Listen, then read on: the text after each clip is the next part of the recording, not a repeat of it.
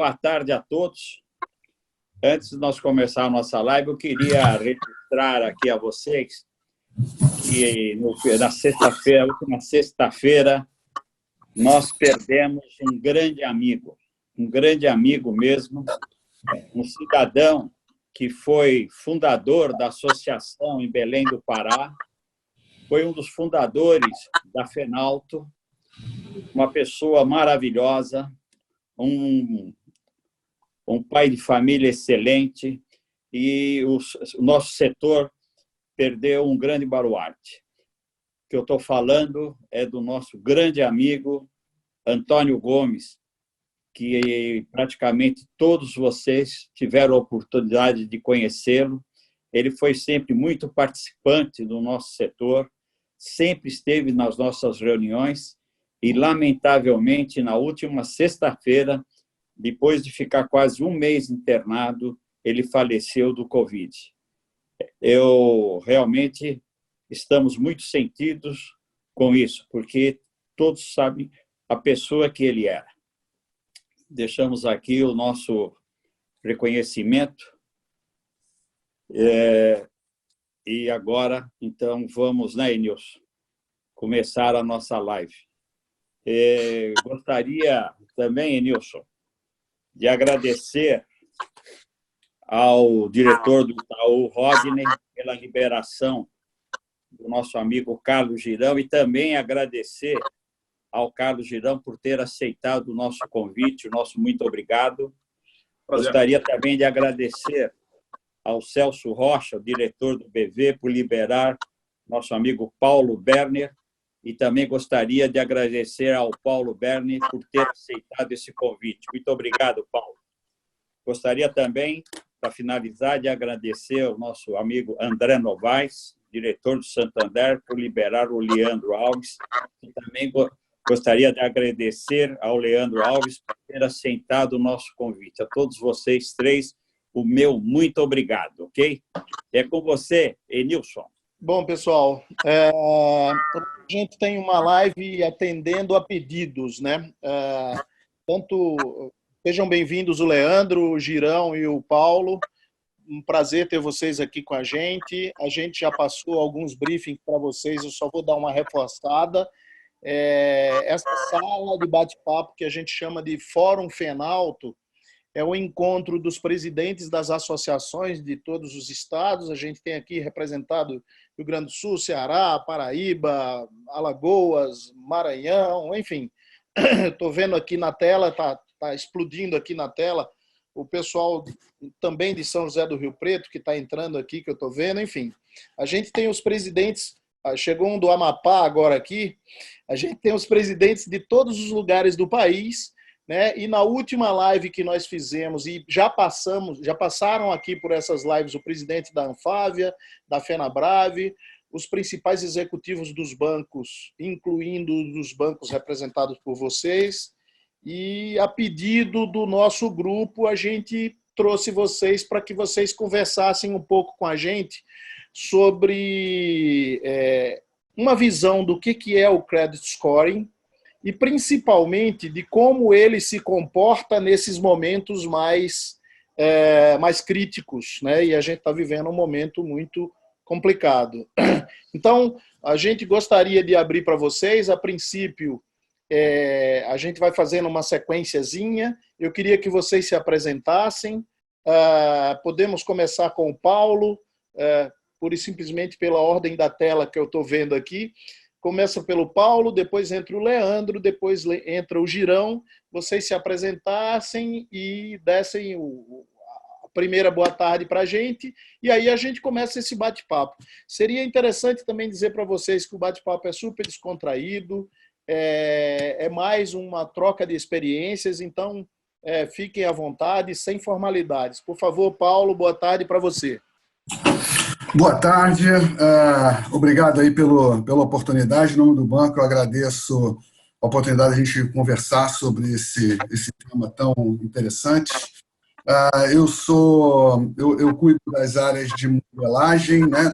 Desenvolvimento modelo lá do Banco estava comigo, as áreas também de relatórios gerenciais, implantação, sistemas, de crédito, né?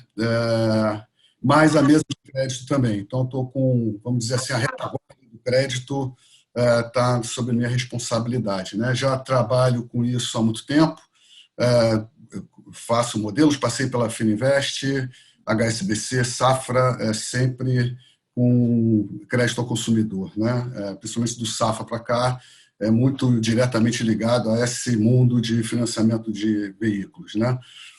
É isso. A gente tem visto aí esse problema todo acontecendo. O banco optou por pensar nas pessoas em primeiro lugar, né? Então, a gente está com as equipes todas do banco remotamente, né? Trabalhando de casa. Estamos pensando na continuidade de negócio, obviamente, mas, em primeiro lugar, as pessoas, né? Estamos trabalhando fortemente em apoio em várias frentes aí, seja financiamento direto, a compra de equipamentos ou doações específicas para algumas entidades aí ligadas a essa questão dessa problemática toda que a gente está vivendo, né? Nosso negócio não parou, né? A gente continua mesmo remotamente muito próximo dos nossos parceiros, né? E estamos aí à disposição para continuar esse apoio, tá? É isso, basicamente. Muito obrigado aí pela oportunidade. Obrigado, Paulo. Leandro, com você. Boa tarde a todos. Meu nome é Leandro Alves, eu sou responsável de riscos de crédito do Santander, tanto para pessoa física quanto para financeira. Eu estou no mercado financeiro há quase 20 anos. Sou responsável hoje pela área de modelagem, decisão de políticas, mesa, participo de temas de pricing, então me envolvo bastante aqui com o tema da financeira. Trabalhei especificamente nos últimos 4 anos com todo o tema de veículos, então sou bem familiarizado com o assunto e apaixonado, porque eu acho que é uma dinâmica muito bacana. E agradeço a oportunidade e estou aqui para contribuir. Espero que a gente faça uma live bem proveitosa aí. Legal, Leandro. É com você, Girão. Bom, boa tarde a todos. Primeiramente, obrigado pelo convite, Nilson, aos demais também pela participação aqui. Bom, meu nome é Carlos Girão, eu trabalho no Itaú há algum tempo, eu estou há 32 anos lá na organização. Comecei como aprendiz na operação de veículos, uma operação que eu toco ainda até hoje. Eu cuido de todas as mesas de crédito pessoa física do Banco Itaú, só não cuido do produto consignado. Todos os demais produtos, crédito imobiliário, veículos, cartão, consórcio, linhas de crédito para correntista, de modo geral, está tudo sob a minha gestão. E eu cuido também de todas as mesas de renegociação pessoa física do banco. Estou em crédito desde 94 e sempre acompanhei esse mercado de veículos aqui. Já devem ter visto aqui atrás, sou meio apaixonado por carro também. E acho que essa live aqui ela vai ser bastante proveitosa para todos, eu tenho certeza. Legal, legal.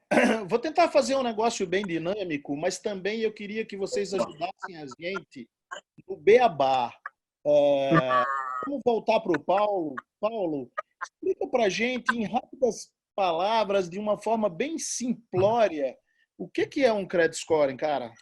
Cara, credit scoring a gente costuma chamar de modelo, né? Modelo é uma representação, né? Assim como uma maquete que a gente usa para representar uma construção, o modelo ele é usado para representar um fenômeno aí relacionado a risco, né? Então, a ideia dos modelos é dar para o pessoal de decisão de crédito, né, uma escala, tá bom? De risco, né, que vai de baixo, médio, alto risco, né? Esses modelos eles normalmente são desenvolvidos pensando, utilizando informações de conhecimento histórico, assim como o pessoal na loja, né, quando vê um cliente entrando, já bate o olho, já faz cara, esse cara deve ser um sujeito que vai comprar um carro um pouquinho mais, né, um carrinho um pouquinho melhor. Então, o vendedor ele vai acumulando conhecimento histórico na cabeça dele, que eu costumo brincar de um score biológico. Então, esse cara deve comprar um carro pelas características do sujeito que vai entrando ali, pelo histórico e pelo conhecimento que ele tem, na bagagem que ele vai acumulando, ele vai montando esses perfis na cabeça dele e aí vai moldando o discurso dele para abordar o cliente, né? E na entrevista, na troca de informação, se o cliente primeiro ele tem até condição, o vendedor, né, de capturar se o sujeito é ou não é, está falando a verdade ou não, ele vai remodelando aquilo ali e vai vendo, pô, esse cara vai realmente comprar um carro bom e tem chance de pagar. No caso dos modelos, a gente faz isso também, só que sem o relacionamento pessoal. A gente junta captura todas as informações que foram colocadas para dentro do banco ao longo do tempo, né, passado, e depois monta, né, um sistema, tem uma metodologia que a gente pode entrar um pouquinho mais adiante, de criar essas pontuações, né, de acordo com as características de quem paga e quem não paga. Então, a gente junta a informação e verifica quem pagou, quem não pagou, e vai montando os perfis de bons pagadores ou maus pagadores. Né? Mas, basicamente, é a representação matemática daquilo que mentalmente a gente vai fazendo. Né? É isso. Não sei se o Leandro quer completar alguma coisa aí para... Pega a bola, Leandro. Pega a bola e chuta. Vou chutar, aproveitar seguir pela explicação do Paulo, que explicou muito bem. Então, como dinâmica do que ele disse, o que eu só queria reforçar é que imagina que, do mesmo jeito que quando vocês estão olhando para o cliente e formam esse score biológico, behavior biológico, imagina que vocês conhecem um pedaço da história dele, mas vocês não têm a visão do todo. Um modelo de crédito, o credit scoring, ele é assim, dependendo de todas as informações que o modelo é calculado. Então, quanto mais informações esse modelo tem e quanto mais preciso esse cadastro está, maior a chance desse modelo ter um êxito e fazer uma avaliação mais precisa. Quanto mais pobre, quanto menos informações eu tiver para fazer uma avaliação, e quanto mais imprecisas forem essas informações, maior vai ser a chance do modelo fazer uma avaliação errada e, eventualmente, a gente conceder um crédito de forma equivocada ou negar um cliente que seria um potencial bom pagador. Então, acho que, na linha do que o Paulo falou, o que eu só queria reforçar é para a gente se atentar bastante à qualidade do cadastro e à veracidade das informações, porque isso, independente da gente aprovar ou negar o crédito no futuro, vão ajudar tanto o Santander quanto as outras instituições a ofertar um crédito de uma forma mais correta para aquele cliente. Legal, legal. Vamos pegar agora, Girão, desse ponto aí, e me parece que você pode explorar um pouquinho mais o seguinte. Me parece que as informações são muito importantes, que elas sejam verdadeiras, e que quanto mais informação você dá, mais próximo você fica de ajudar o cara que vai te dar a resposta do crédito. É isso mesmo? Como os colegas já colocaram muito bem aí, a coleta de informações é um passo muito importante antes dessa análise inicial da operação. Quanto maior a precisão dos dados fornecidos, melhor, claro, o processo de análise como um todo. As grandes instituições, de modo geral, elas já têm um bom conjunto de dados para a tomada de decisão. O score, a rigor, ele trabalha com um sistema de pontuação que vai de 0 a 1000, onde 1000 é o melhor e 0 é o pior score. Essa pontuação ela é feita com base em todo o histórico de pagamento de uma pessoa física ou uma pessoa jurídica, no intervalo de período, e procura projetar nos próximos 12 meses qual é a probabilidade de inadimplência, de atraso daquela pessoa física ou jurídica. Então, com base nisso, cada instituição trabalha com a sua metodologia de cálculo. Tá? Os birôs que existem no mercado hoje, vamos falar aí dos 4 maiores, a Serasa, a BVS Serviços, a SPC Brasil e a COD, que são hoje centralizadores do cadastro positivo, cada uma delas tem o seu sistema de score. Aí qualquer cidadão consegue fazer o cadastro lá em um desses birôs ou em todos, se fizer sentido, e obter a sua pontuação. Essa pontuação ela pode ser adquirida também pelas instituições financeiras e compor o score de modelagem que cada instituição utiliza. A minha pontuação, por exemplo, ela varia um pouco de birô para birô. Como cada um tem uma técnica de modelagem, às vezes mistura birô negativo com birô positivo, isso acaba gerando algumas variações nessa pontuação. Então, por exemplo, eu vou lá na Serasa, o meu score hoje é 975, um score alto. Se eu for no SPC Brasil, o meu score está em 879. Se eu for na BVS, meu score está em 885. Na COD eu não cheguei nem a fazer o cadastro, que era um pouquinho, dos 4 COD, a COD tem um cadastro um pouquinho mais enjoado para ser feito, então eu acabei fazendo só em 3 para ver como que é a qualidade do score. Então tem pequenas variações. E isso acontece também de instituição para instituição. O que é fundamental, eu acho que na parte de cadastro, aqui, senhores, principalmente a questão da renda familiar no momento como esse que a gente está vivendo. Qual é a tendência do score de modo geral? Se houver mais inadimplência e a gente já está vendo esse aumento, o score ele vai sendo impactado negativamente, ele vai caindo. Então a gente vai ter, de fato, uma queda generalizada do score para algumas alas da população. Não são para todas as camadas. Tem uma população que ela é mais imune a crises econômicas. Tá? A classe A, a B, geralmente tem muito mais imunidade. Quando a gente pega de C para baixo, ele sofre muito mais. Então ele vai ter, naturalmente, uma queda na sua pontuação. E aí vem a necessidade de você fazer o quê? Um reforço cadastral. O que pode ser esse reforço cadastral? Você juntar a renda de outros integrantes da mesma residência e colocar essas pessoas como avalista nas operações de automóvel, que isso favorece bastante o processo de aprovação. Tá? Legal. Eu vou fazer uma volta agora aqui. Eu queria voltar no Leandro.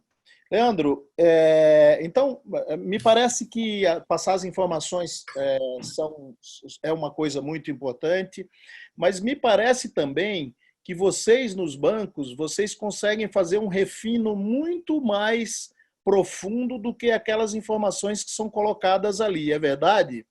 É verdade, Nilson. Então, até reforçando também o que o Girão acabou de falar, os bancos eles têm acesso não só às informações do cadastro, da proposta, mas também as informações dos birôs e as próprias informações do histórico do cliente no próprio banco. Se ele tiver uma conta no banco, ou tiver um cartão, ou tiver algum outro tipo de relacionamento, esse tipo de informação também é utilizada. Hoje em dia, com a tecnologia, a gente tem acesso a informações de biometria, a gente tem acesso a algumas informações do próprio dispositivo celular do cliente, a gente tem acesso a central de risco. Então, quantidade de informações, ela não é um limitante. O como você trabalha com essas informações e o quanto você consegue extrair de valor dessas informações é o que é a nova corrida espacial. Inclusive, tem um termo que ficou muito na moda recentemente, que é o cientista de dados. Nada mais é do que pessoas que adoram investigar e minerar essa vasta quantidade de informações para melhorar cada vez mais o resultado do modelo. Imagina que há 50, 30, 40 anos atrás, a gente não tinha essa mesma riqueza de informações. Então, o crédito ele era muito dado no olho, uma conversa com o cliente, e você tinha uma limitação exatamente da capacidade de crédito. Hoje você consegue conceder crédito mesmo para um cliente que não está na sua loja. Você consegue fazer diversas simulações sem o cliente estar presencialmente ali. Então, o uso de informações diversas e com uma capacidade e técnicas cada vez mais distintas é o que os bancos e as instituições financeiras estão tentando fazer cada vez mais. A inteligência mais do que nunca, é a nova arma para o sucesso. Legal. Eu vou pegar, desculpa, Paulo, duas informações. Primeiro, que a gente está com 32 participantes na nossa sala, que praticamente cobre os presidentes de todos os cantos do país, e isso é muito bom. É uma demonstração de interesse pelo tema para vocês. O segundo ponto que eu acho que o Paulo pode pegar daí e seguir é o seguinte: eu vou deixar o Paulo dissertar, fazer uma pergunta para ele. E eu estou vendo uma porção de telinha aqui, nego se mexendo na cadeira. Então, vai ter nego querendo fazer pergunta também. Então, eu vou fazer minha última depois, Paulo. Você pega, leva, eu faço a última, e aí os carinha mexendo na cadeira, levanta a mão, ou na telinha do computador ali tem reações, você dá um tchauzinho, a gente pega aqui e abre a pergunta para vocês, beleza? O que vale mais, é a entrada ou é o emprego e renda? Olha, eu vou dizer uma coisa para você. Com essa conversa toda que a gente está tendo aqui, tanto o Girão quanto o Leandro colocaram, a gente tem acesso a muita informação. Então, assim, o cadastro, só fechando a questão do cadastro, né? A importância do preenchimento do cadastro correto está principalmente na verificação que a gente faz daquilo que está sendo informado com aquilo que a gente coleta fora. Então, assim, emprego e renda é muito importante, sem dúvida alguma, porque dá uma noção de com quem a gente está falando, né?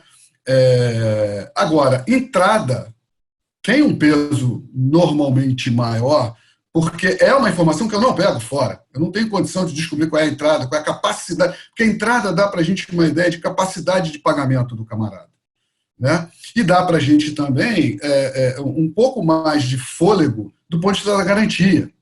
Então, obviamente, que né? E entrada não dá para você mascarar, quer dizer, não dá para você dizer uma entrada que não vai ser, porque ela tem que acontecer lá na frente, né? E agora, com as nossas, com nossos modus operandi aí de fazer simulações, de ver que entrada é suficiente para mitigar o risco, a entrada é que tem um peso significativo, né?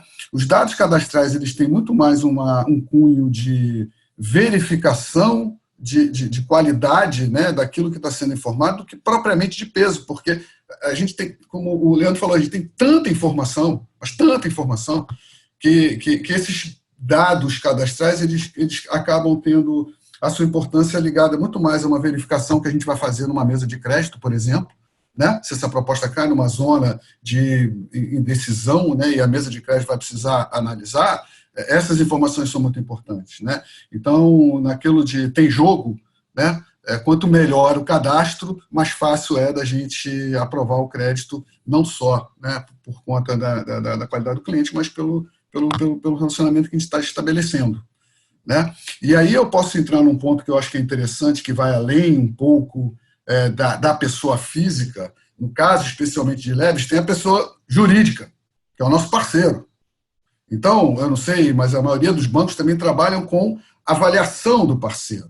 Então, assim, a gente consegue, assim como a gente consegue discriminar bons ou maus clientes, a gente não tem maus parceiros, mas a gente tem parceiros que precisam de um trabalho diferenciado. Então, é muito importante, vocês que são líderes, né, dessa turma, né, conscientizar os nossos varejistas aí de que quanto mais a gente for fidedigno naquela informação, quanto melhor tiver o cadastro, melhor é a visão que o banco tem, que a instituição financeira tem, daquele parceiro, porque a gente entende esses camaradas como parceiros, né?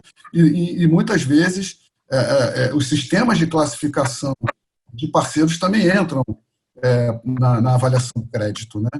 Então, acho que vai um pouquinho além da física. Tá? Legal, Paulo. Bom saber disso. Eu acho que a gente já sabia no geral, mas é bom tocar nesse assunto.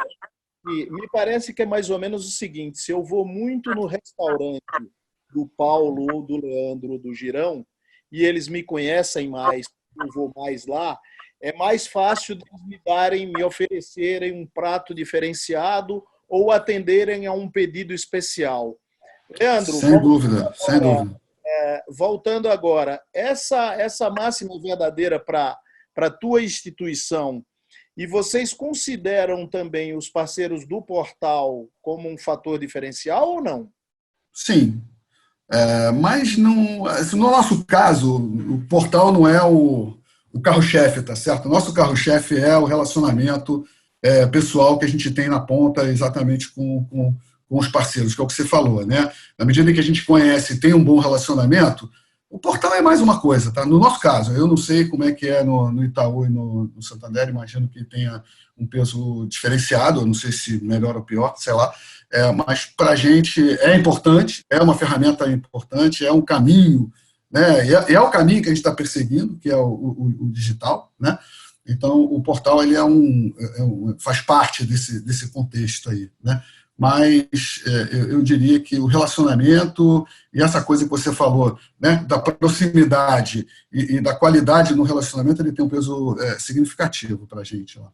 Legal, Leandro, pega daí.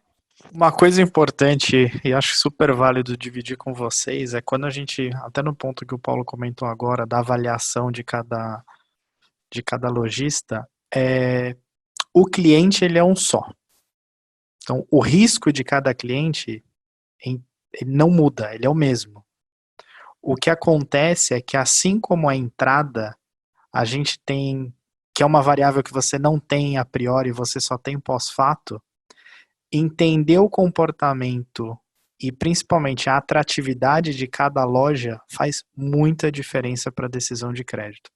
Se você tem uma determinada loja que costuma atrair os melhores clientes, com cadastros melhores, com informações melhores, e você tem uma outra determinada loja que costuma atrair aqueles clientes mais enrolados, que atrasam, que às vezes pagam, às vezes não, quando você vai fazer essa modelagem, quando você olha para o seu passado para tentar prever o futuro, você acaba tendo decisões diferentes com base nesse tipo de informação. Então, de novo, falando dos modelos, eles trabalham muito com informações do histórico, mas tem algumas decisões dos clientes, o tipo de carro que ele simula versus o carro que ele tem, a entrada que ele dá versus o carro que ele tem, por exemplo. Se ele é um cliente que ele passou em 10 lojas e fez um financiamento, ou se ele é um cliente que tenta fazer a compra logo na primeira loja, se ele pesquisa antes de entrar na loja ou se ele vai na loja primeiro. Longe de querer dizer o que é certo e o que é errado, mas muito mais para vocês saberem que esse histórico de comportamento do cliente acaba influenciando muito, pelo menos quando a gente olhava para o passado e acompanhava os resultados. O que vai acontecer daqui para frente, honestamente, eu não sei, mas quando você olha para o passado, entender o comportamento do cliente fazia muita diferença. Então, na linha de modelos de modelagem, entender cada vez mais o que acontece, essa dinâmica ainda ajudava bastante os bancos a diferenciarem quem é o bom e quem é o cliente que tem mais dificuldade em pagar. Legal. Pessoal, alguém quer começar a fazer a pergunta? Eu tenho uma lista aqui também, mas o Douto, vai lá, Douto. Manda bala lá do Sul. Então, tudo bem? Vocês falaram bastante em relação às informações, né? Que tem muitas informações, enfim. Nós vivemos hoje um momento especial, né? Único, né?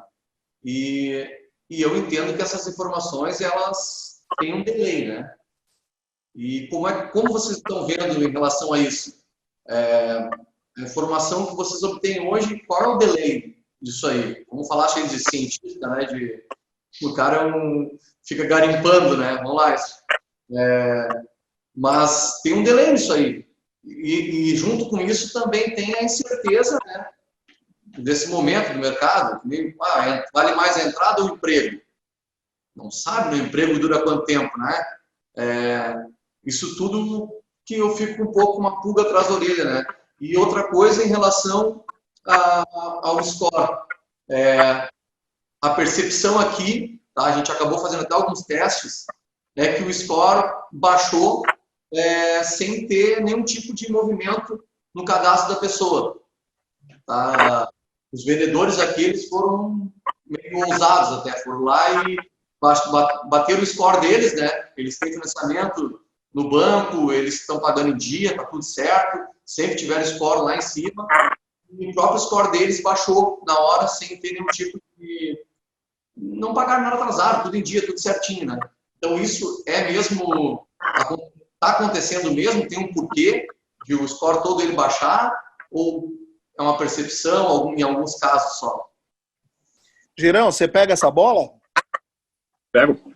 Vou devagar, tem mais perguntas, nós vamos deixar essas aqui. Vamos lá. Eu acho que o score ele pode sofrer algumas alterações até em função do posicionamento da instituição e da política de crédito aplicada. Nas camadas mais vulneráveis da população, pode ocorrer de você ter um movimento preventivo de corte de política, e isso leva a você entender que com o score no fundo é o mesmo, mas a política de crédito, o ponto de corte mudou. Como o ponto de corte mudou, aquele cliente que antes estava sendo aprovado um mês atrás, 2 meses atrás, agora você bate lá e ele já não está mais com aprovação. Você colocou um pouco do ponto da tempestividade dos dados. De cada 10 clientes que hoje nós tratamos dentro do Itaú, 5 nós já temos alguma informação, já é um cliente conhecido de alguma forma, ou ele já teve um relacionamento com a gente, ou ele mantém uma conta corrente. Para quem é correntista, eu tenho a informação online de posição de conta. Então, tem toda a parte de investimentos, tem toda a parte de movimentação, de fluxo de entrada, fluxo de saída. Então, a gente consegue ver com muita precisão como que está se comportando o fluxo de caixa daqueles clientes. Se eventualmente eu tenho um cliente que ele zerou o fluxo de caixa, ele pode sofrer sim uma rápida deterioração do seu score. Tá? Ele tinha uma informação de renda que era totalmente consistente, ele tinha um nível de faturamento, ele tinha um rendimento variável na empresa, que era uma realidade até março, e aí de abril para frente, isso com a extensão aí da pandemia, isso já não é mais realidade. Isso interfere direto no fluxo de caixa, interferindo no fluxo de caixa, ele vai sim provocando algumas variações no score na classificação de risco daquele cliente. Tá? É isso que a gente tem notado na base nos últimos 15 a 30 dias. Quando a gente fala de não correntista, aí existe um certo delay ainda na informação, porque a gente vai começar a capturar o quê? Os atrasos. E aí já tem algumas liminares, alguns projetos de lei, inclusive, para evitar a negativação na fase da pandemia. Né? Enfim, tem algumas situações que estão complicando um pouco mais a gestão da informação dentro das instituições financeiras, mas a gente ainda tem um grau de precisão muito bom em cima da modelagem histórica do cliente. Eu, por exemplo, eu chego a avaliar até 2 anos o passado de um CPF que bate para mim, então eu tenho uma visão muito legal de como é o comportamento daquele cliente no tempo. Óbvio que eu não vou conseguir prever, talvez para um não correntista, quanto de impacto de renda ele vai ter daqui 60 dias ou quanto ele já está tendo agora, mas a gente consegue razoavelmente ver o comportamento da pessoa e ver já como é o ponto do caráter, a pontualidade, a gente consegue ter muita precisão nesse aspecto. Entendeu? Legal, Girão, obrigado. Quem mais tem perguntas? Eu vejo que a política dos bancos são muito parecidas, né? E a minha pergunta é como é que um banco aprova uma ficha e outro nega? Se aquele cliente não tem uma restrição interna no banco, como é que isso acontece? Obrigado pela pergunta. É uma excelente pergunta, provavelmente é uma dúvida recorrente. Eu vou dar um exemplo para não ser exaustivo, posso falar no geral, mas imagina que o cliente ele deu um problema, ele tomou crédito no Santander no histórico recente e não pagou uma parcela. O Itaú, por exemplo, não tem essa informação que esse cliente não pagou essa parcela no Santander. Se ele vem pedir crédito no Santander, eventualmente eu posso optar por não querer trabalhar com esse cliente. E se esse mesmo cliente vai pedir crédito no Itaú, o Itaú, não sabendo que ele está em atraso no Santander, ele pode aprovar, porque as informações que até o Rodrigo comentou, tem um determinado delay, e ele pode aprovar esse cliente não sabendo dessa informação. Se esse crédito vai ser se esse cliente vai ser um bom ou mau pagador para o Itaú, nesse exemplo, isso só o Girão vai poder confirmar em breve.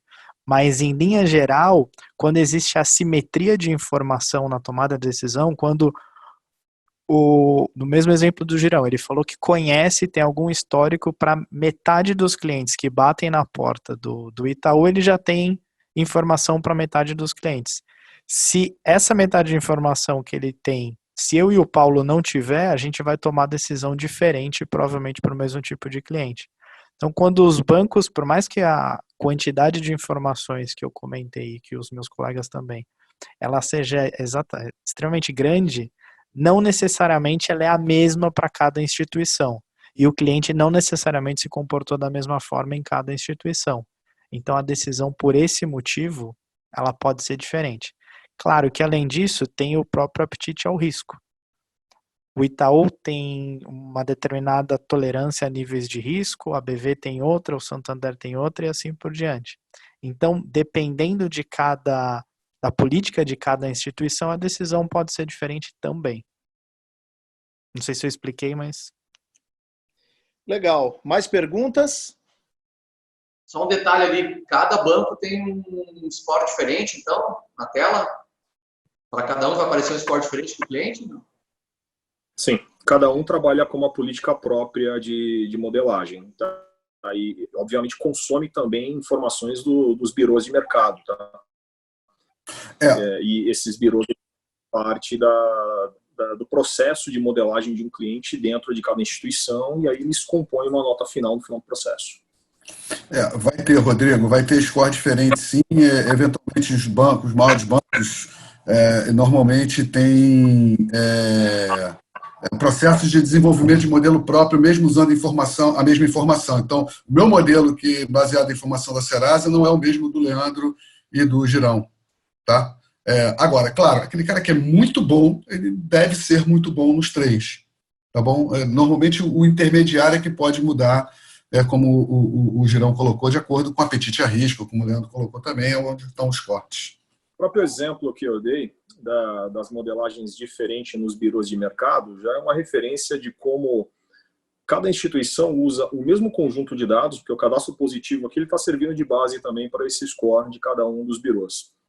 E mesmo tendo acesso às mesmas informações, cada um solta uma modelagem diferente. Elas até se aproximam, de certo grau, de certa maneira, elas até se aproximam, mas pode ter um cliente que está ali no border aqui que está no limite ali para estar enquadrado dentro da política. E, eventualmente, aquele cliente ele pode escorregar para fora de política, para um alto risco, por uma questão de detalhe de política de cada instituição. Isso ocorre, sim. Como o Paulo bem colocou, o cara que está lá em cima na modelagem, assim, ele é indiferente, tá? Ele ter 100 pontos a menos ou 100 pontos a mais no score não vai fazer muita diferença. A diferença vai estar no cara que está intermediário ali. Legal. A gente tem o Anderson e o Heron. Por ordem alfabética, Anderson, vai lá. Depois entra o Heron. Ok. Obrigado. A minha pergunta é exatamente, eu queria fazer duas perguntas. Uma não tem nada a ver com a outra, mas veja bem, ele falou agora do cadastro positivo, e a minha pergunta, a primeira é nesse sentido. O cadastro positivo hoje, ele realmente faz diferença, é importante eu ter cadastro positivo, eu incentivar meu cliente a fazer o cadastro positivo, porque vocês já meio que enxergam tudo que o cara faz, se o cara vai para a direita ou para a esquerda, o cadastro positivo faz diferença hoje para a obtenção do crédito? Essa é a primeira pergunta. Anderson, faz diferença e fará muito mais diferença no futuro. Então, quanto mais a gente incentivar a população em geral, vocês, o cliente de vocês, a preencher o cadastro positivo, melhor. Nosso histórico de cadastro positivo, acho que você deve estar acompanhando, né? A gente começou com 12 meses, e na medida que essa coisa for acumulando informação, ele de fato vai incluir mais gente no crédito, né? Porque é o que o Leandro estava falando também de assimetria. Então, tem informação positiva que eu não vejo. Agora eu estou vendo, né? Mas a gente estava muito baseado naquilo, cliente ruim, recupera, ruim, recupera, ruim, recupera. E aí o Leandro, o Girão, que estão em bancos que têm conta corrente, que têm informação a respeito de movimentação financeira do camarada, eles têm informação que eu não tenho, né? De pagamento do camarada. Fora isso, Anderson, a gente vai crescer no cadastro positivo também as informações de telcos, né? de telefonia, de empresas de consumo de forma geral, que vai dar uma outra dimensão também da capacidade de pagamento do cliente, né, que hoje a gente não tem essa informação. Eu já estou usando informações de score de telefonia, então tenho parceria com a Vivo, tenho parceria com a Claro, na linha do que a gente está falando aqui de mundo de informação, já estou usando informação a respeito de consumo de telefone do camarada, tá? Não, no score que a gente tem em parceria com o Vivo, com o Claro e tal, não de forma tão generalizada, mas em casos pontuais, especialmente no que o Girão falou, naquelas zonas intermediárias que a gente não tem tanta certeza assim das coisas. Então, respondendo diretamente, é muito importante o cadastro positivo, faz uma diferença gigantesca e fará muito maior ainda na medida em que a gente estiver aculturado com isso, né? Entendi. Legal, Paulo, obrigado. Eu queria... Desculpa, Anderson, vamos passar a bola para o Heron, depois a gente volta com você. Vamos lá, Heron. Boa tarde a todos. Fala aqui da Agência Auto do Mato Grosso. Minha pergunta, eu vou fugir um pouco a linha de raciocínio, que é um produto até que foi discutido na live nossa passada, que eu já vim atuando já há algum tempo, já incorporando aqui nas minhas vendas. Eu tenho, inclusive, alguns casos aqui. Então, não sei se vocês podem responder objetivamente. A parte de consórcios, a gente pega alguns clientes com cartas. Eu tenho uns 2 casos aqui que aconteceu agora, principalmente no Santander, que o cliente está com o consórcio em nome, está com o rating lá 7, né, acima, tal, que o banco aceita, e de repente, devido a essa pandemia, algum atraso que ele teve, cai para 4, 5, você não consegue faturar o veículo. Inclusive, tem casos atuais em relação a isso. Cai assim drasticamente. Tem algum meio de fazer isso? Você fecha a venda com o cliente já que vem já encaminhado do banco com um ok. Aí, de repente, o grau de risco dele perante a instituição financeira, o banco, cai. Né? Aconteceu isso no Itaú também no passado. E aí a gente fica assim, não consegue andar com os processos. Né? Assim, por que cai? Se é o histórico mesmo, tem algum meio de melhorar isso aí? O que a gente pode fazer isso aí? A gente tem a bola para o Leandro e para o Girão, porque o exemplo foram dos dois aí. Vocês foram citados, têm direito à réplica. O produto consórcio, ele é de fato, ele é vendido de uma forma mais flexível. Tá? E o cliente, à medida que ele vai pagando e que ele vai formando relacionamento com a instituição, isso vai contribuindo para o processo final de faturamento. Entre a data da aquisição do produto e a data efetivamente de retirada do bem de faturamento, pode acontecer alguma variação ali na qualidade de crédito dele, na condição de crédito, e ele de fato pode ter algum atraso no meio do caminho, e isso pode comprometer o processo de faturamento. Tá? Dentro do Itaú, para um cliente que está com todas as parcelas em dia, a gente considera isso o teste de estresse, a gente classifica isso como teste de estresse. Quando esse teste de estresse ele vai muito bem, num período de tempo considerável, não há grande problema para você fazer o faturamento e seguir ali normalmente com a contratação. O problema acontece quando um cliente ele contrata o produto, ele faz uma contemplação muito rápida, até porque a gente tem o lance embutido de uma forma bastante agressiva no mercado, então ele contrata uma carta de crédito de R$100 mil, faz um lance embutido de 30% disso aí, que é o limite da política, e aí quer comprar um carro de 70 mil, ou seja, está dando 0 de entrada, e com o lance embutido que ele deu, ele acaba contemplando mais rápido a carta. Esse cliente ele vai ter dificuldade se ele contratou o produto 2 meses atrás e veio na sequência pedindo 100% da garantia com a carta de crédito que ele tem. Agora, se ele já está com histórico de pagamento, com teste de estresse todo ok, tá? Com os pagamentos em dia, e se a gente já tem uma cobertura na garantia interessante para esse veículo, não tem nenhuma restrição em relação a isso. Tá? Eu, pelo menos, administro esse produto lá também, a gente tem tido pouco problema nesse sentido, tá? E se vocês tiverem algum caso particular aí, pode me passar depois que a gente dá uma olhada pontualmente, tá? Não tem problema. Quer pegar a bola, Leandro? Girão, pode me passar o caso que eu olho pontualmente. Acho que o Girão explicou muito bem o todo e é isso. Se tiver alguma inconsistência, a gente avalia. Não tem... Legal. Não deveria ter motivo para tal, mas se tiver, a gente avalia. Legal. O Fábio Santana, da Paraíba, também quer fazer uma pergunta. É isso, Fábio? Boa noite a todos. Pessoal, é o seguinte, como aqui a retomada ainda não é 100%, só algumas cidades no estado reabriram, aqui na Grande João Pessoa só Cabedelo, eu procurei ter subsídios de alguns lojistas. Como nessa retomada as vendas são poucas, eles não sentiram ainda a questão da baixa do score, que a gente viu que é uma reclamação nacional. Porém, todos que eu conversei estão dizendo que as taxas subiram. Principalmente, eu vou citar o nome de Santander.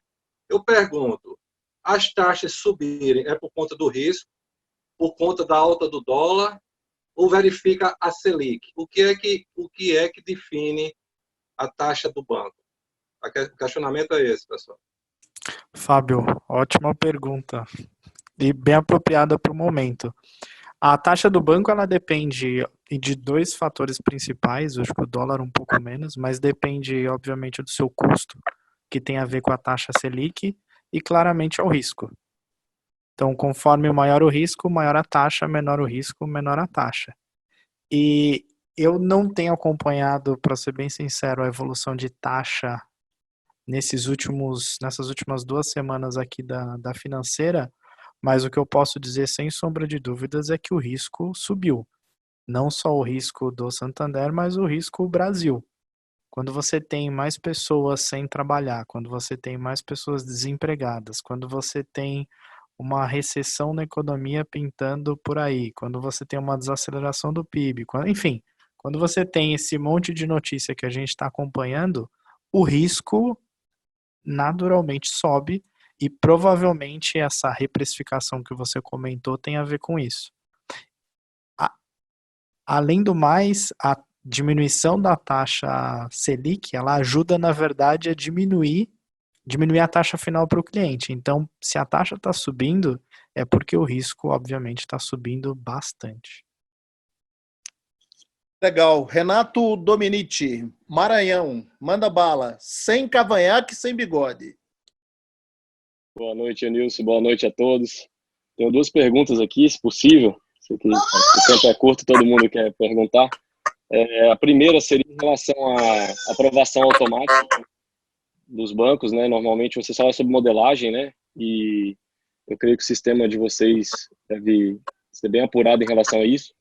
E a gente, às vezes, sofre com uma aprovação que o sistema entrega e na hora que a gente vai concluir o negócio, por alguma mudança, até às vezes no modelo do veículo ou alguma situação de parcela para poder buscar uma parcela mais baixa, a mesa nega a operação.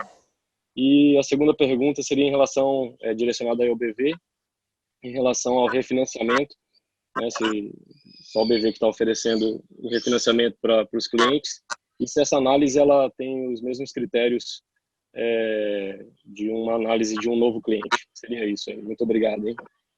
Cara, vou direto no ponto aqui da Reneg, tá? Essa análise ela não tem os mesmos critérios de um novo contrato. Ela tem critérios de renegociação. Tá? Então, são critérios diferentes. São critérios que visam, como eu comentei no começo, né, eu vou até dar uma completada no que o Leandro estava falando de preço, mas, assim, como o nosso posicionamento foi preocupar primeiro com as pessoas e cliente, é um dos nossos pilares assim, fundamentais para existir, a gente pensou primeiro no cliente e procurou montar as políticas de modo a favorecer o cliente. É claro que é uma empresa que precisa dar resultado no final do ano, porque senão não passa para o cliente, assim, também corta a cabeça e encerra o negócio. Então, assim, tem que juntar as duas coisas. É claro, o risco aumentando, a matéria-prima do banco é dinheiro, né? Você toma dinheiro e empresta dinheiro. E aí, é claro, né? É o que o Leandro falou, tem os dois lados. Você tem o custo do dinheiro, que basicamente está montado na Selic, e o custo de recuperação desse dinheiro, que quando estamos numa situação dessa, aumenta, né? Então, acaba que a gente tem que procurar alternativas. O que a gente procurou foi alternativas, tanto para quem está atrasado, tanto para quem está em dia. Né? Para quem está em dia, a política não tem exatamente uma política, o sujeito pedindo, ele tem o seu crédito renovado aí por mais de 2 meses, e para quem está em atraso existe uma política muito baseada no histórico dele aqui dentro. Tá? É isso, Renato. Do ponto de vista nosso lá, o foco foi o cliente, buscar alternativa para o cliente continuar com a gente. Boa, Paulo. Écio quer fazer uma pergunta? São José do Rio Preto. Eu gostaria de perguntar, Nilson, como é que vai ficar a análise de crédito daqui para frente daquele cliente que pagava até ontem em dia suas contas e da situação atual que estamos vivendo, depois dessa pós-pandemia, atraso em cartão de crédito, atraso de uma conta de luz. Como é que vai ficar a análise desse cliente, que se até ontem ele era bom e hoje ele teve um atraso ou outro devido à situação econômica que todos estamos vivendo? Se isso vai ser considerado ou se vai ser colocado tudo num pacote, como é que vai ficar essa história para o cliente daqui para frente? Oi, Nilson, eu gostaria até de complementar a pergunta do Écio, que é dentro da mesma questão. A gente tem uma questão que a gente tem conhecimento que os bancos eles estão com dificuldade de receber a primeira parcela, né, de março para cá, né, quem fez esse financiamento. A gente tem uma preocupação, a gente nessa questão desse período. A gente está tentando, em todos os modos, conseguir vender algum carro, né, e aprovar um financiamento. Então, o banco está com essa dificuldade. O risco, claro, aumentou, porque todo mundo está sendo prejudicado por essa quarentena. E aí, como é que os bancos vão lidar com isso, né? Porque a gente sabe que o cliente ele não é o mesmo mais. Ele vai ter uma oscilação nesse período, pelo menos daqui para 4 meses ainda na frente. É mais ou menos isso que o Weston questionou. Como é que o banco vai ser parceiro da loja nesse período? Você pega essa, Girão, vai? Segue. Assim, você tocou num ponto, acho que é muito importante. O que a gente viu logo depois do início dessa crise toda foi que o cliente que a gente passou a receber nas operações, nas mesas de crédito, ele era um cliente diferente daquilo que a gente via até meados de fevereiro. Tá?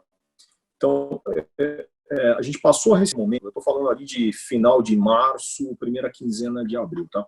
Não significava que naquele momento já existiam grandes níveis de atraso decorrentes da pandemia. O que a gente via era um perfil de cliente, de fato, o melhor, ele recuou, tirou o pé, ele deixou de fazer aquela opção de compra naquele momento mais crítico da pandemia, crítico pelo início dela, e tirou o pé para ver o que ia acontecer. E passamos a receber, primeiro, um volume cerca de 50% menor, pelo menos essa foi a dinâmica do Itaú, com uma qualidade de crédito muito pior. Tá? Então, isso foi um primeiro movimento que aconteceu. Passada essa primeira fase, maio, a gente já começa a ver uma recuperação na qualidade desse cliente. Nesse momento, por exemplo, eu já estou com um índice de aprovação no segmento de multimarcas de 4 pontos percentuais acima do que eu tinha no mesmo período de abril. Então, a gente já começa a ver o cliente ele voltando, passou aquele susto inicial, ele já está vindo e com uma qualidade bem melhor. O que a gente tem procurado fazer com a nossa carteira de clientes, e de correntistas principalmente, é dar total apoio para eles no sentido de fazer a prorrogação da carência de 120 dias. Justamente para evitar que esse cliente entre em default e que ele tenha uma dificuldade de crédito no decorrer da crise nessa fase que nós estamos chamando de travessia. Então, isso a gente vem praticando um volume muito grande de concessão de carências todos os meses. Eu tenho acompanhado isso e a gente também tem procurado reestruturar a dívida de outros clientes que já estavam em atraso até, já estavam com uma situação delicada e a pandemia só jogou a situação macroeconômica daquele cliente ainda mais no buraco. Né? Então, a gente fez um processo de recuperação desse cliente, renegociando até de forma mais agressiva, liquidando com mais desconto, justamente para preservar ali o principal da operação, tentar preservar o máximo e garantir uma recuperação mais forte. Tá? Nós somos um dos bancos também do mercado que mais fez provisão no seu balanço. Isso foi super bem reconhecido aí pelo mercado.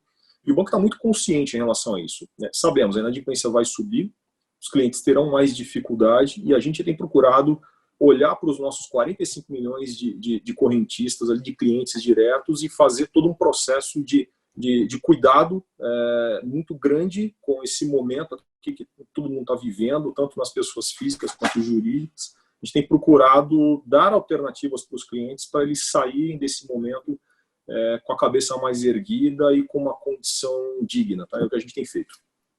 Legal. Glênio, Minas Gerais, quer fazer uma pergunta para quem, Glênio? Oi, Nilson, boa noite a todos. Aqui em Minas, a nossa situação é uma das mais fortes e o que os lojistas têm nos falado, né, o feedback que eu recebo o tempo todo deles aqui, a respeito da questão dos financiamentos. Os bancos estão negando demais agora. Lógico que dos assuntos aí falados até o momento, realmente é uma crise única, realmente ninguém esperava chegar a esse ponto. Não sabemos ainda até quando vamos chegar, como vamos chegar. Então, não é a hora, às vezes, dos bancos, até clientes dando uma entrada maior, que não tem histórico negativo nenhum no passado, mas não é questão, às vezes, de olhar bem individualmente, ficha a ficha, e olhar também o histórico do passado desse cliente, porque muitas vezes o cliente realmente, quando compra o carro, ele não quer que perca esse carro, ele não quer que esse carro depois seja tomado. Pelo contrário, ele está comprando o carro porque ele vê necessidade da compra desse carro. Então, como aqui há muita ficha reprovada, é unânime entre os lojistas, aqui nós somos em torno de 90 lojistas da Grande BH, para falar a verdade, as principais lojas do ramo nosso. Não é questão, às vezes, dos bancos olharem individualmente, com mais cuidado, com mais zelo, na aprovação desse crédito. Alguém quer fazer esse comentário específico sobre mercado BH? Eu gostaria. Glênio, de novo, obrigado pela pergunta. Acho que é uma colocação super pertinente esse tema de aprovação e aliado ao aumento de risco. E posso falar que, pelo menos aqui no Santander, foi um movimento direcionalmente o que a gente fez. Como a gente usa mais a mesa para avaliar caso a caso, cliente a cliente, na medida do possível, óbvio, porque a mesa também tem uma capacidade mais restrita que a decisão automática, que eu acabo avaliando todo mundo, mas levar em consideração essa análise individual para conseguir identificar exatamente o problema ou a dificuldade de pagamento que o cliente tem, olhar o histórico, outros produtos que o cliente tem de relacionamento com o banco, foi o caminho que a gente tomou aqui, porque essa não é uma crise tradicional e as medidas que os bancos e as instituições financeiras têm tomado, elas fogem muito da realidade. É muito difícil para essa crise você olhar para o passado e repetir um determinado movimento que deu certo em outro período. Então, a solução aqui, ela está sendo uma solução menos trivial, num mundo onde você tem cada vez mais decisão automática. Começar a mandar mais casos para a mesa, para você ter uma chance de realmente repescar aquela proposta, foi uma das coisas que a gente fez e pelo menos por aqui tem funcionado aparentemente bem. Óbvio que o resultado disso a gente vai saber de verdade nos próximos meses, quando a gente medir se os clientes estão pagando ou não estão pagando, mas direcionalmente foi um bom caminho. Eu tenho um último ponto, Nilson. No Itaú nós acabamos fazendo um movimento também muito semelhante ao Santander. Nós desautomatizamos o processo de análise de veículos nos últimos 30 dias.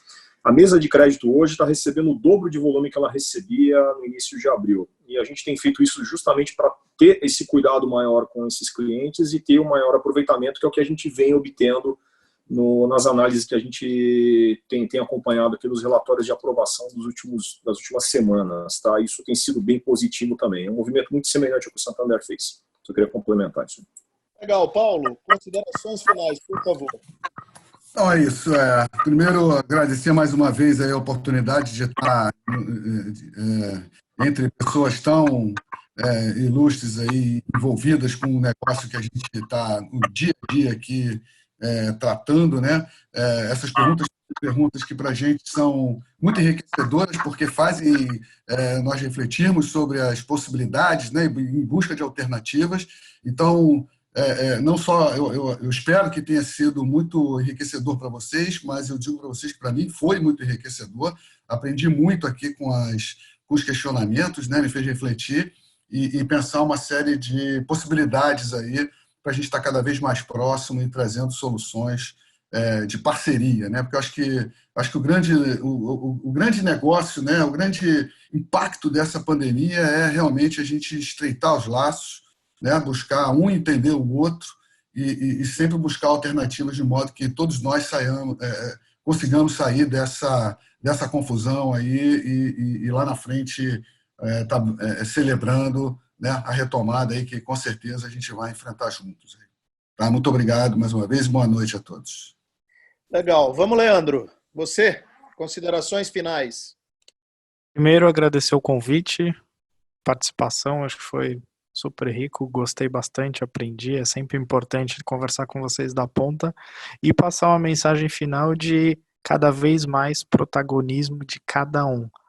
Vou dar um exemplo, o Japão, não sei se todos vocês sabiam, esse ano era para a gente ter as Olimpíadas lá, eles tinham terminado todos os preparativos para as Olimpíadas 2 anos antes. Então, às vezes, por mais que a gente esteja preparado e tenha o cenário todo mapeado, os imprevistos acontecem. E a gente só vai conseguir sair desse imprevisto com o protagonismo e fazendo coisas diferentes. Então, contem com a gente, não só com o Santander, mas com todas as instituições financeiras, que a gente está aqui para apoiar vocês no que precisar, tá bom? Obrigado mais uma vez. Girão? Bom, eu acho que primeiro agradecer o convite também. Obrigado a todos, perguntas aí super pertinentes. Eu acho que essa proximidade que a gente está tendo aqui, ela é muito importante nesse momento. Tá? É um momento onde a gente tem que ter uma solidariedade muito maior do que a gente já teve no passado. E essa troca aqui de cases de sucesso também, foi muito bom aqui aprender um pouco com vocês, ouvir um pouco os colegas, porque esses cases de sucesso são fundamentais para a gente passar melhor por essa crise. Tá? A gente tem, de fato, dado uma atenção muito grande para todos os clientes que vêm passando dificuldade, que vêm tendo esse impacto brutal aí nas suas vidas, nos seus negócios. E a gente tem procurado trazer alternativas para esses clientes para sair e conseguir concluir a travessia dessa crise. Eu acho que assim, a gente vai passar por isso, a jornada ainda é longa e assim, estar aqui num processo como esse, tá, com todo esse grupo aqui forte, unido, trocando ideias, discutindo, olhando alternativas, sendo protagonista, como o Leandro colocou muito bem. Eu acho que isso é o que a gente tem que fazer. Tá? Eu acho que as grandes lideranças empresariais desse país aqui têm se mobilizado, como vocês têm se mobilizado também, e isso é o que vai nos levar adiante nessa crise de uma forma melhor. Tá? Era isso que eu queria deixar aí. Obrigado. Legal. Eu queria agradecer a todos vocês três. Eu queria pedir, por favor, para que vocês deixassem em aberto, caso vocês concordem, para que a gente, até amanhã, a gente consiga enviar algumas outras perguntas que nos foram colocadas e que a gente não teve a oportunidade de colocar para vocês. Infelizmente, o tempo é curto, o assunto é super importante. Vocês realmente deram um show. Muito obrigado em nome da FENALT. Eu quero que depois o doutor Elídio, que é o presidente, agradeça pessoalmente, mas eu queria agradecer de coração a vocês, de vocês terem aberto o espaço, vocês não fugiram da raia, entregaram o que melhor vocês têm, que é informação, e abriram para o diálogo. Muito obrigado a vocês três, e eu espero que a gente tenha outras oportunidades que nem essa, e que vocês venham sempre à casa de vocês. Nós temos aqui um grupo maduro que quer dialogar, e eu acho que isso é muito legal. E se vocês concordarem, a gente manda mais algumas perguntas, caso vocês achem interessantes, a gente encaminha depois a resposta. Claro. Pode mandar, pô. Pode mandar, Nilson. Pode mandar. Doutor Ilídio, a bola é sua. Acordado. Achei isso excelente. Você falou muito bem, Nilson. É um assunto que é um dos mais importantes para os lojistas, né? Que é o crédito, né? Que é 70% das vendas é através do crédito. Então, é como você bem falou, se eles estiverem disponíveis, eu acho que nós deveríamos voltar em breve, fazer uma nova live, que eu achei que isso foi importantíssimo. E eu anotei aqui duas coisas que eu, com meus 49 anos do mercado, que nós sempre batemos em cima, é sobre as fichas com a falta de informação. Realmente isso é um problema seríssimo, que muitos não preenchem a ficha como deveria ser. Então, vocês falaram da falta de informação, que para vocês é importante. E o mais importante ainda, que eu acho, é a parceria com a loja. Eu acho que isso daí teria que ter um grande valor para vocês, a parceria da loja, aquela loja legalmente estabelecida, aquela loja que é transparente nas negociações. Eu acho que essa parceria seria muito importante para que os proprietários dessas lojas pudessem ter uma participação maior junto a vocês, com informação e tudo mais. Eu acho isso aí muito importante. O mais, eu quero agradecer imensamente ao Paulo, ao Leandro e ao Girão. Muito, muito obrigado. Foi excelente a participação de vocês. E aproveitar e agradecer a todos os meus presidentes que participaram dessa live e os seus diretores. A todos vocês, o meu muito obrigado e uma boa noite e até a próxima, se Deus quiser. Vai passar e sairemos mais fortes.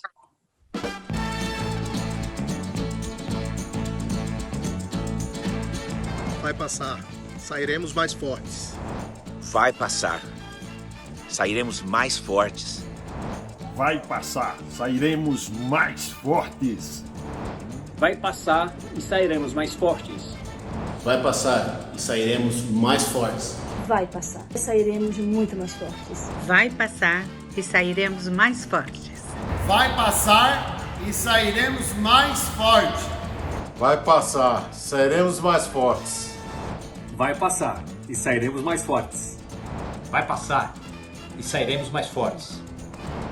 Vai passar, sairemos mais fortes. Vai passar, sairemos mais fortes. Vai passar, sairemos mais fortes. Vai passar, sairemos mais fortes. Vai passar, sairemos mais fortes. Vai passar, sairemos mais fortes. Vai passar e sairemos mais fortes. Vai passar, sairemos mais fortes. Vai passar, sairemos mais fortes. Vai passar e sairemos ainda mais fortes. Vai passar, sairemos mais fortes.